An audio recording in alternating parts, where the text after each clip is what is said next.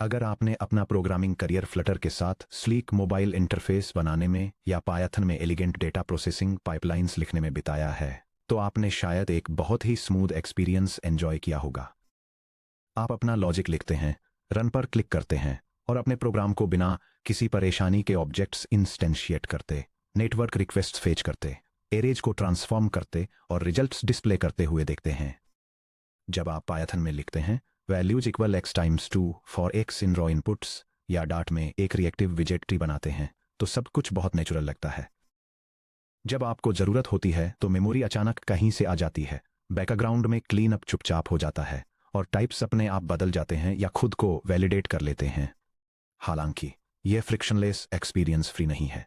यह computer science में सबसे कॉम्प्लेक्स इंजीनियरिंग अचीवमेंट्स में से एक द्वारा बनाया गया एक इल्यूजन है, जिसे modern high level execution runtime कहते हैं। मॉडर्न सीपीयूज और ग्राफिक्स प्रोसेसिंग यूनिट्स यानी जीपीयूज की असली कंप्यूट पावर को बाहर लाने के लिए हमें इस इल्यूजन को खत्म करना होगा। हमें पर्दे के पीछे जाना होगा, मशीनरी को देखना होगा और यह समझना होगा कि क्या होता है जब high level runtimes physical hardware को एब्स्ट्रैक्ट कर देते हैं। Section break. The illusory world of high level runtimes. जब हम पायथन या डार्ट जैसी लैंग्वेजेज में कोड लिखते हैं तो हम हार्डवेयर से सीधे बात नहीं कर रहे होते हैं। इसके बजाय हम एक सॉफ्टवेयर प्रॉक्सी से इंटरेक्ट कर रहे होते हैं जो एक रनटाइम इंजन है और हमारे हाई लेवल लॉजिक और फिजिकल सीपीयू के बीच एक ट्रांसलेटर, सुपरवाइजर और बफर की तरह काम करता है। यह डायग्राम एक मॉडर्न सॉफ्टवेयर एप्लीकेशन स्टैक की हायरार्किकल लेयर्स को दिखाता है। यह उस फ्लो को दिखाता है जो हाई लेवल एप्लीकेशन कोड और यूजर इंटरफेसेस से शुरू होकर एक मैनेज्ड रनटाइम एनवायरनमेंट से गुजरता है, फिर ऑपरेटिंग सिस्टम कर्नेल और ड्राइवर्स में जाता है और फाइनली प्रोसेसर, मेमोरी और ग्राफिक्स प्रोसेसिंग यूनिट्स जैसे फिजिकल हार्डवेयर कंपोनेंट्स पर एग्जीक्यूट होता है। यह डायनेमिक कंप्यूटेशन के दो बिल्कुल अलग मेंटल मॉडल्स बनाता है। The bare metal reality computation physical electronic memory यानी रैम में स्टोर किए गए रॉ बाइट सीक्वेंसेज का ट्रांसफॉर्मेशन है, जिसे एक क्लॉक सिग्नल द्वारा चलाए जाने वाले फिजिकल प्रोसेसर कोर्स के अंदर लॉजिक गेट्स द्वारा एग्जीक्यूट किया जाता है। The high level abstraction computation उन ऑपरेशंस की एक सीरीज है जो rich self describing software entities जैसे ऑब्जेक्ट्स, विजेट्स, लिस्ट्स पर किए जाते हैं, जिन्हें एक प्रोटेक्टिव एग्जीक्यूशन सिस्टम द्वारा मैनेज किया जाता है। यह समझने के लिए कि बेयर मेटल C++ और GPU कर्नल्स मैनेज्ड कोड की तुलना में कई गुना ज्यादा तेज परफॉर्मेंस लेवल्स कैसे हासिल करते हैं, हमें यह देखना होगा कि एक सिंपल दिखने वाले ऑपरेशन के दौरान हाई लेवल एनवायरनमेंट्स बैकग्राउंड में असल में क्या करते हैं। Section break. A tale of one array colon double the numbers. एक सीधे से प्रोग्रामिंग टास्क पर विचार करें। मान लीजिए आपको 1,064 बिट इंटीजर्स का एक कलेक्शन लेना है और हर एलिमेंट को 2 से मल्टीप्लाई करना है। एक आइडियल हार्डवेयर एनवायरनमेंट में इस टास्क के लिए सिस्टम रैम में 8 मिलियन बाइट्स ब्रैकेट में 8 मेगाबाइट्स का एक कंटीगुअस ब्लॉक एलोकेट करने की जरूरत होती है।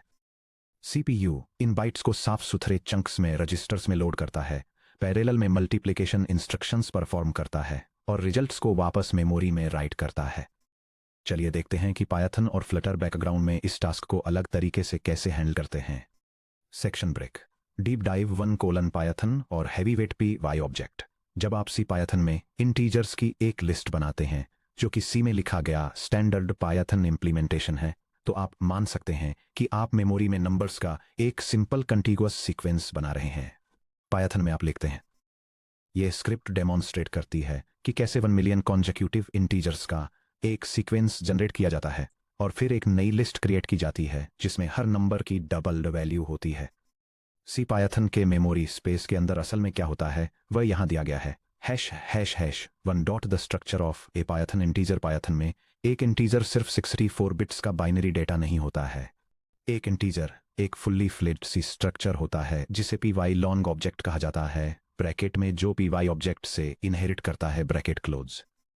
एक स्टैंडर्ड 64 बिट सिस्टम पर एक बेसिक PY ऑब्जेक्ट हेडर में होता है colon reference orans count OBREFCNT, एक 8 बाइट इंटीजर जो ट्रैक करता है कि कितने वेरिएबल्स इस ऑब्जेक्ट को पॉइंट कर रहे हैं, जिसका इस्तेमाल मेमोरी मैनेजमेंट के लिए किया जाता है। टाइप पॉइंटर OB टाइप, एक 8 बाइट मेमोरी पॉइंटर जो उस मेटाडेटा की तरफ पॉइंट करता है जो डिस्क्राइब करता है कि यह किस तरह का ऑब्जेक्ट है।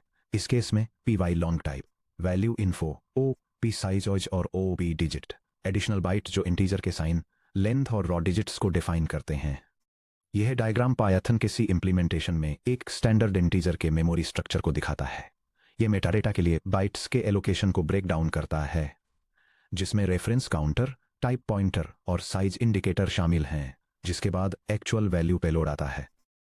एक सिंगल इंटीजर के लिए टोटल मेमोरी फुटप्रिंट 28 से 32 बाइट्स तक होता है। 8 बाइट्स ऑक्यूपाई करने के बजाय पायथन में एक सिंगल इंटीजर रैम के 28 से 32 बाइट्स कंज्यूम करता है। पॉइंटर चेसिंग और मेमोरी फ्रेगमेंटेशन। जब पायथन एक लिस्ट बनाता है तो वह इन 32 बाइट स्ट्रक्चर्स को सीक्वेंशियली स्टोर नहीं करता है। एक पायथन लिस्ट असल में पॉइंटर्स का एक कंटीगुअस एरे होती है, पाई ऑब्जेक्ट स्टार स्टार। अपने 1 मिलियन नंबर्स को डबल करने के लिए पायथन पॉइंटर्स के एरे को रीड करता है। हर एलिमेंट के लिए यह एक 8 बाइट मेमोरी एड्रेस को रीड करता है। यह उस एड्रेस को फॉलो करके मेमोरी में एक दूर के पॉइंट पर जाता है ताकि पाइलॉन्ग ऑब्जेक्ट को फेच कर सके। यह टाइप मेटाडेटा को रीड करता है ताकि कंफर्म कर सके कि यह वाकई एक इंटीजर है, जो कि रन टाइम पर डायनेमिक टाइप चेकिंग है। यह रॉ न्यूमेरिकल वैल्यू को एक्सट्रैक्ट करता है। यह मल्टीप्लिकेशन परफॉर्म करता है। यह रिजल्टिंग पाइलॉन्ग ऑब्जेक्ट को स्टोर करने के लिए सी पायथन के हीप एलोकेटर पाई ऑब्जेक्ट मैलॉक से मेमोरी का एक बिल्कुल नया चंक रिक्वेस्ट करता है। यह नए ऑब्जेक्ट का रेफरेंस काउंट, टाइप पॉइंटर और पेलोड वैल्यू सेट करता है। यह नए ऑब्जेक्ट के मेमोरी एड्रेस को टारगेट लिस्ट में अपेंड करता है। यह डायग्राम पाइथन लिस्ट के मेमोरी लेआउट को दिखाता है और यह शो करता है कि कैसे यह हीप मेमोरी में स्टोर्ड सेपरेट पाइथन ऑब्जेक्ट्स को रेफरेंस करने के लिए पॉइंटर्स के एक कंटीग्यूअस एरे का यूज करता है। परफॉर्मेंस का नुकसान, cache destruction. Modern CPUs fast execute करने के लिए हार्डवेयर कैशे L1, L2 और L3 कैशे पर रिलाई करते हैं। जब एक सीपीयू रैम से डेटा फेच करता है तो वह सिर्फ एक सिंगल बाइट फेच नहीं करता, बल्कि वह एक कैशे लाइन फेच करता है जो आमतौर पर 64 बाइट्स की होती है, ये मानकर कि पास के डेटा की अगली बार जरूरत होगी, जिसे स्पेशल लोकेलिटी कहते हैं। सी पायथन के पॉइंटर चेसिंग लेआउट के साथ पॉइंटर एरे कंटीग्यूअस होता है, लेकिन एक्चुअल इंटीजर ऑब्जेक्ट्स हीप पर रैंडमली बिखरे होते हैं, जिसे फ्रेगमेंटेशन कहते हैं। हर बार जब सीपीयू किसी पॉइंटर को फॉलो करता है तो उसे एक कैशे मिस का सामना करना पड़ता है, जिससे फिजिकल रैम से डेटा डिलीवर होने का वेट करते समय यह हंड्रेड्स ऑफ क्लॉक साइकिल्स के लिए स्टॉल हो जाता है। आप उस डेटा को स्टोर करने के लिए 40 मेगाबाइट्स से ज्यादा मेमोरी का यूज करने लगते हैं, जिसे फिजिकली सिर्फ 8 मेगाबाइट्स की जरूरत होती है। Section break, deep dive two Flutter या डार्ट, मैनेज्ड हीप्स, आइसोलेट्स और जीसी स्वीप्स। अब आइए फ्लटर और डार्ट वर्चुअल मशीन को देखते हैं। डार्ट पायथन से काफी ज्यादा फास्ट है क्योंकि यह प्रोडक्शन बिल्ड्स में ahead of time AOT direct native machine code में कंपाइल होता है, जिससे बाइट कोड इंटरप्रिटेशन स्किप हो जाता है। होवेवर, डार्ट अभी भी एक मैनेज्ड रन टाइम एनवायरनमेंट के अंदर ऑपरेट करता है। डार्ट में इसी सेम ऑपरेशन को परफॉर्म करने के बारे में सोचिए। यह डार्ट कोड 0 से स्टार्ट होने वाले 1 मिलियन सीक्वेंशियल इंटीजर्स की एक लिस्ट जनरेट करता है और फिर एक नई लिस्ट क्रिएट करता है जिसमें हर इंटीजर की डबल वैल्यू होती है। भले ही डार्ट नेटिव इंस्ट्रक्शंस प्रोड्यूस करता है, यह आपके कोड के आसपास मैनेज्ड इंफ्रास्ट्रक्चर इंसर्ट करता है। जनरेशनल गार्बेज कलेक्शन, डार्ट एक 2 स्पेस जनरेशनल गार्बेज कलेक्टर का यूज करके मेमोरी मैनेज करता है। पहला है नर्सरी या यंग स्पेस, जहां शॉर्ट लिव्ड ऑब्जेक्ट्स जैसे स्मॉल लिस्ट्स, टेम्परेरी वेरिएबल्स और क्लोजर्स तेजी से एलोकेट होते हैं। दूसरा है ओल्ड स्पेस, जहां मल्टीपल कलेक्शन साइकिल्स में सर्वाइव करने के बाद लॉन्ग लिव्ड ऑब्जेक्ट्स रहते हैं। जब आप numbers dot map x leads to x times 2 dot to list execute करते हैं तो डार्ट यंग स्पेस के अंदर temporary closure objects, iterator state और इंटरमीडिएट एरे बफर्स एलोकेट करता है। यह diagram Dart virtual machine heap के मेमोरी लेआउट को इलस्ट्रेट करता है और दिखाता है कि यह कैसे 2 प्राइमरी रीजन्स में डिवाइडेड है। यंग स्पेस या नर्सरी शॉर्ट लिव्ड एलोकेशंस जैसे कि टेम्परेरी इटरेटर्स और क्लोजर्स के लिए यूज होता है, जबकि old space long lived objects के लिए डेजिग्नेटेड है। जैसे ही लूप के दौरान एलोकेशन रेट स्पाइक होता है, यंग स्पेस भर जाता है। डार्ट रनटाइम को एक स्कैवेंज ऑपरेशन परफॉर्म करने के लिए एग्जीक्यूशन पॉज करना पड़ता है, भले ही सिर्फ कुछ मिलीसेकंड्स के लिए ही क्यों न हो। यह सभी लाइव मेमोरी रेफरेंसेस को आइडेंटिफाई करने के लिए कॉल स्टैक को ट्रैवर्स करता है। यह सर्वाइव करने वाले ऑब्जेक्ट्स को मेमोरी के 1 सेकंड ब्लॉक में कॉपी करता है और उन्हें कॉम्पैक्ट करता है। ये डेड एलोकेशंस को रिक्लेम करने के लिए यंग स्पेस में एलोकेशन पॉइंटर को रीसेट करता है। Non deterministic latency spikes. एक स्टैंडर्ड सर्वर बैकएंड में एक 3 मिलीसेकंड का गार्बेज कलेक्शन जीसी पॉज मुश्किल से ही नोटिस होता है, लेकिन 60 फ्रेम्स पर सेकंड FPS पर रेंडर होने वाले एक फ्लटर एप्लीकेशन में आपके एप्लीकेशन के पास पर फ्रेम 16.6 मिलीसेकंड्स या 120 FPS पर 8.33 मिलीसेकंड्स का एक हार्ड बजट होता है। अगर जीसी स्वीप तब होता है जब main thread data isolate frame data assemble कर रहा होता है, तो फ्रेम रेंडरिंग स्टॉल हो जाती है। डिवाइस डिस्प्ले ड्राइवर से भी सिंक सिग्नल मिस कर देता है। यूजर को फ्रेम ड्रॉप या जेंक एक्सपीरियंस होता है। यह डायग्राम दिखाता है कि कैसे एक गार्बेज कलेक्शन पॉज की वजह से यूजर इंटरफेस अपनी रेंडरिंग डेडलाइन मिस कर सकता है। यह एक ऐसा सिनेरियो दिखाता है जहां यूजर इंटरफेस रेंडरिंग टाइम और गार्बेज कलेक्शन पॉज का combination standard 16.6 millisecond frame budget से ज्यादा हो जाता है, जिससे फ्रेम मिस हो जाती है और विजुअल स्टटर देखने को मिल सकता है। The isolate boundary. Data isolates memory share नहीं करते हैं। हर आइसोलेट का अपना इंडिपेंडेंट हीप और सिंगल थ्रेडेड इवेंट लूप होता है। अगर आप यूआई जैंक से बचने के लिए कंप्यूट या आइसोलेट डॉट स्पॉन का यूज करके हैवी एरे प्रोसेसिंग को बैकग्राउंड थ्रेड में मूव करने का डिसीजन लेते हैं, तो डाट को आइसोलेट बाउंड्री के पार मेमोरी ओनरशिप को सीरियलाइज, कॉपी या ट्रांसफर करना होगा। जो एक इंस्टेंट मेमोरी पॉइंटर एक्सचेंज होना चाहिए था, उसकी जगह उसमें एक्सप्लिसिट मेमोरी कॉपीइंग और सीरियलाइजेशन ओवरहेड आ जाता है। Section break. The hardware view raw memory वास्तव में कैसे काम करती है, यह समझने के लिए कि मैनेज्ड एनवायरनमेंट का ओवरहेड क्यों बढ़ता है, हमें उनकी तुलना इससे करनी होगी कि फिजिकल कंप्यूटर मेमोरी वास्तव में हार्डवेयर लेवल पर कैसे काम करती है। यह डायग्राम दिखाता है कि फिजिकल मेमोरी में डेटा कैसे स्टोर होता है। यह रैंडम एक्सेस मेमोरी में कंटीगुअस बाइट एड्रेस लोकेशंस पर मैप किए गए इवन इंटीजर्स के एक सीक्वेंस को दिखाता है, जो यह डेमोन्स्ट्रेट करता है कि हार्डवेयर लेवल पर एरेज कैसे रिप्रेजेंट किए जाते हैं।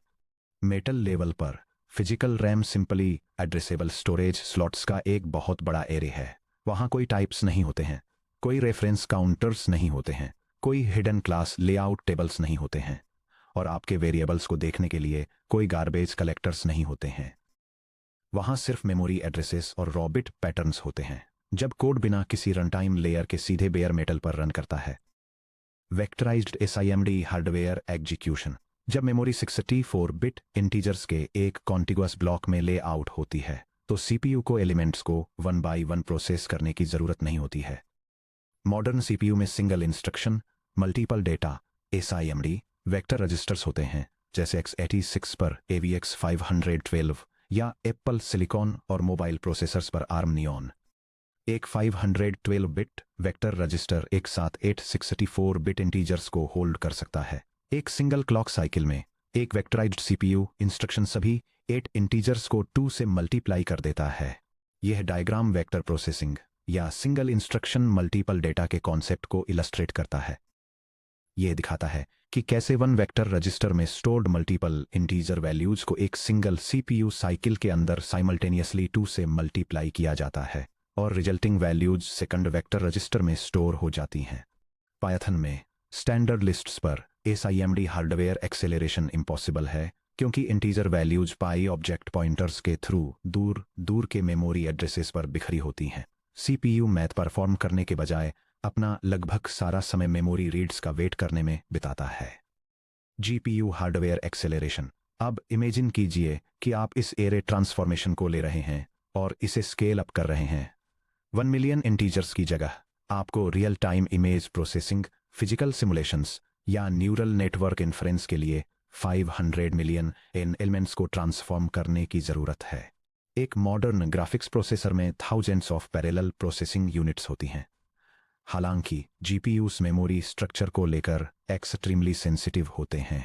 GPUs को strict, predictable, contiguous memory layouts की जरूरत होती है। एक GPU डायनेमिक पॉइंटर्स को ट्रैवर्स नहीं कर सकता, गार्बेज कलेक्टर को कॉल नहीं कर सकता या on the fly dynamic type metadata को इंस्पेक्ट नहीं कर सकता। अगर आप एक मैनेज्ड रन टाइम से हीप एलोकेटेड पॉइंटर एरे को GPU में पास करते हैं, तो GPU पूरी तरह से स्टॉल हो जाएगा। हाई परफॉर्मेंस कंप्यूटिंग को अनलॉक करने के लिए हमें ऐसे डेटा स्ट्रक्चर्स कंस्ट्रक्ट करने होंगे जो फिजिकल हार्डवेयर मेमोरी से डायरेक्टली मैप होते हों। Section break. लेयर्स को कंपेयर करना। Side by side architectural summary. चलिए समराइज करते हैं कि सॉफ्टवेयर स्टैक की डिफरेंट लेयर्स में एग्जीक्यूशन मॉडल्स कैसे बिहेव करते हैं। यह टेबल 3 एनवायरनमेंट्स यानी पायथन, सी पायथन और फ्लटर और डार्ट वर्चुअल मशीन और बेयर मेटल C++ के बीच की परफॉर्मेंस मैट्रिक्स और फीचर्स को कंपेयर करता है। उनके एग्जीक्यूशन मॉडल्स के लिए पायथन बाइटकोड इंटरप्रिटेशन का यूज करता है, डार्ट अहेड ऑफ टाइम या just in time compiled machine code का यूज करता है और C++ direct machine code run करता है। मेमोरी एलोकेशन और क्लीनअप काफ़ी अलग हैं। पायथन पायऑब्जेक्ट के साथ एक डायनामिक हीप का यूज करता है और रेफरेंस काउंटिंग प्लस एक साइकिल कलेक्टर के थ्रू क्लीनअप मैनेज करता है।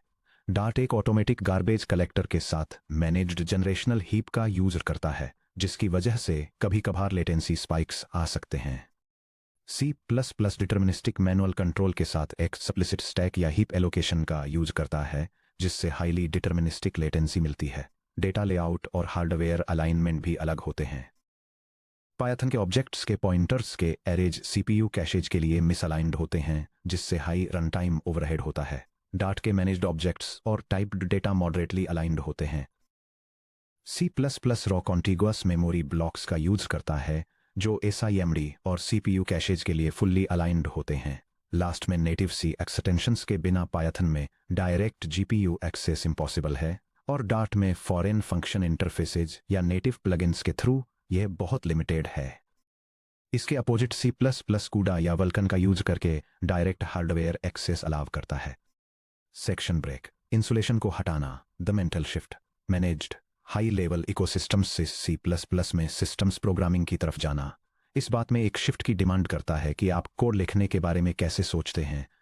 फ्लटर या पायथन में आपको एब्स्ट्रैक्शन, अर्गोनॉमिक्स और सेफ्टी पर फोकस करना सिखाया जाता है। जब आपको डेटा स्टोर करने की जरूरत हो तो एक ऑब्जेक्ट का इंस्टेंस क्रिएट करें। ऑब्जेक्ट्स को फ्रीली पास करें। जब वे आउट ऑफ स्कोप हो जाएंगे तो एनवायरनमेंट उन्हें क्लियर कर देगा। कोड को ऑप्टिमाइज करने के लिए रन टाइम पर भरोसा रखें। जैसे ही हम इन रन टाइम सिस्टम्स को हटाते हैं, वे असम्पशंस अब लागू नहीं होते। जब आप रन टाइम लेयर को हटाते हैं तो मेमोरी मैनेजमेंट पर पूरा कंट्रोल आपका होता है। मेमोरी ऑटोमेटिकली क्रिएट या क्लीन अप नहीं होती है। अगर आप मेमोरी एलोकेट करते हैं तो आपको उसे एक्सप्लिसिटली फ्री करना होगा, वरना आपका एप्लीकेशन अवेलेबल सिस्टम रैम को खत्म कर देगा, जिसे मेमोरी लीक कहते हैं। डाटा लेआउट्स आप तय करते हैं। अब आप एब्स्ट्रैक्ट लिस्ट के साथ काम नहीं करते। आप रॉ एरेज, मेमोरी ऑफसेट्स और पॉइंटर्स के साथ काम करते हैं। आप कंट्रोल करते हैं कि डाटा फास्ट स्टैक मेमोरी में रहेगा या डायनेमिक हीप मेमोरी में। आप लाइफ टाइम्स मैनेज करते हैं। अगर कोई पॉइंटर मेमोरी के ऐसे हिस्से को पॉइंट करता है जो पहले ही डीएलोकेट हो चुका है, तो उसे एक्सेस करने से एप्लीकेशन क्रैश हो जाएगा या फिर कोई बारीक सिक्योरिटी बग आ जाएगा, जिसे डैंगलिंग पॉइंटर या सेगमेंटेशन फॉल्ट कहते हैं। यह डायग्राम एक मैनेज्ड एग्जीक्यूशन एनवायरनमेंट जैसे पायथन या डार्ट, जो हार्डवेयर तक पहुंचने से पहले एप्लीकेशन कोड को एक प्रोटेक्टिव रनटाइम इंजन के जरिए रन करता है, उसे एक बेयर मेटल एनवायरनमेंट जैसे C++ या GPU प्रोग्रामिंग से कंपेयर करता है, जहां एप्लीकेशन जीरो ओवरहेड के साथ सीधे सिस्टम हार्डवेयर को एक्सेस करता है। इस सेफ्टी नेट को हटाना शुरू में थोड़ा डरावना लग सकता है, हालांकि अपने सिस्टम के हार्डवेयर पर डायरेक्ट कंट्रोल पाने से कमाल की इंजीनियरिंग कैपेबिलिटीज अनलॉक हो जाती हैं। आपको एग्जैक्ट क्लॉक साइकिल तक एग्जीक्यूशन को प्रेडिक्ट करने, ऐसा सॉफ्टवेयर लिखने जो टेंस या हंड्रेड्स ऑफ टाइम्स फास्टर चलता है और एक साथ थाउजेंड्स ऑफ GPU कोर्स का इस्तेमाल करने की एबिलिटी मिल जाती है। Section break. नेक्स्ट स्टेप पर ट्रांजिशन करते हुए, अब जब हमने ये एक्सप्लोर कर लिया है कि मैनेज्ड एग्जीक्यूशन लेयर्स कैसे फिजिकल कंप्यूटिंग रिसोर्सेज को एब्स्ट्रैक्ट करती हैं, तो अब यह देखने का समय है कि क्या होता है जब वे प्रोटेक्टिव स्ट्रक्चर्स पूरी तरह से हटा दिए जाते हैं। चलिए 1.2 पर आगे बढ़ते हैं कि फ्लटर या डार्ट और पायथन से C++ पर जाना सेफ्टी व्हील्स हटाने जैसा क्यों महसूस होता है।